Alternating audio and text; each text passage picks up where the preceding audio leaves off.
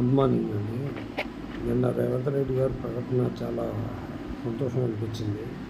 వ్యవసాయాన్ని లాభసాటిగా చేస్తారని చెప్పడం కూడా చాలా థ్యాంక్స్ అండి. లాభసాటిగా కావాలంటే నేను ఎప్పటికప్పుడు వ్యవసాయ అధికారులతో మాట్లాడిస్తానన్నది చాలా సంతోషం. ఇదే కావాలి. రోబోటిక్ పద్ధతి ఇప్పుడు ఇవాళ లేబర్ది చాలా డిమాండ్ అయిపోయిందండి, దొరకట్లేదు. లేబర్కి పని కల్పిస్తూ రోబోటిక్ తరహా కొత్త టెక్నిక్స్ కూడా పెడితే ఇప్పుడు చాలామందికి ఉపయోగపడుతుంది. ఇప్పుడు ఎంత రోజు రోజుకి పెరుగుతున్నాయి రేట్లు.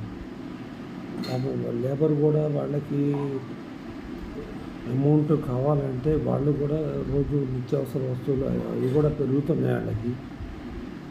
అందుకని మీరు ఏం చేస్తారంటే గిట్టుబాటు ధరనే పెంచండి. ఇప్పుడు దీని అన్నిటికీ పరిష్కారం ఇది.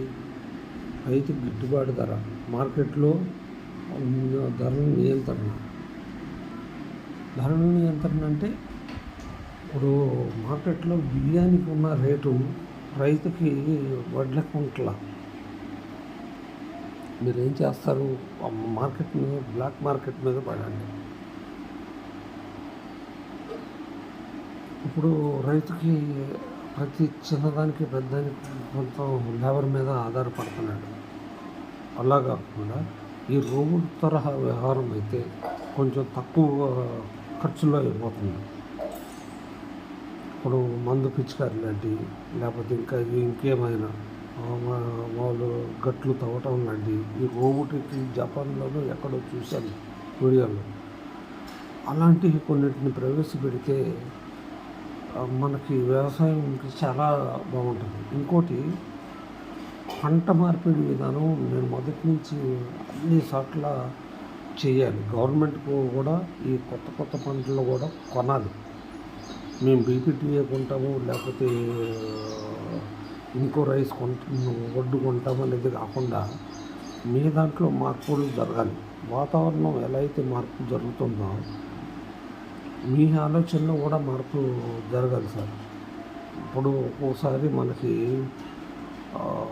ఈ వాతావరణం ఒక్కోసారి ఆగస్టు సెప్టెంబర్లో వర్షాలు పడతాయి.